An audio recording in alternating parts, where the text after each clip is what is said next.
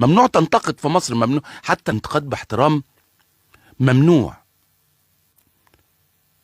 لكن التشويه مش ممنوع.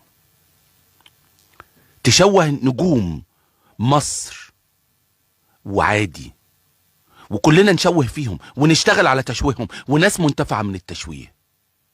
تشوه واحد زي محمود الخطيب، نجم وتاريخ والنادي الاهلي، وتتكلم عليه بفن التشويه وجروبات ومواقع وكتايب هل دي رياضة؟ ده كده زمالك؟ ده كده اهلي؟ ده كده مصر؟ القيمة بتاعت محمود الخطيب دي هل تشويهها هو ده المضمون؟ انت من حقك تنافس، لكن ان انت تشوه بني ادم، ده قمة قمة ايه؟ ده قمة يعني قمة الزعل بالنسبة لي عملية التشويه. في رئيس مجلس اداره النادي الاهلي محمود الخطيب على طول الخط، انت والرجاله تهز راسكم وهو يطلع هكذا، ويا محمود يا خطيب لما تيجي تتكلم عن الكابتن محمود الخطيب تقوم تقف. لما تيجي تتكلم عن اسطوره الكره المصريه تقوم تقف.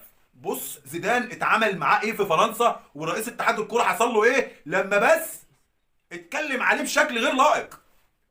هم دول الدول، هم دول الناس المتحضره، الناس اللي عارفه قيمه وقامه اساطيرها في جميع المجالات، كرويا وتعليميا وادبيا وفكريا وتفنيا وكله. انما احنا تجاهل تجاهل تجاهل تجاهل الى ما لا نهايه، لحد ما نفوق على نصيبه، لحد ما نفوق على نصيبه كبيره.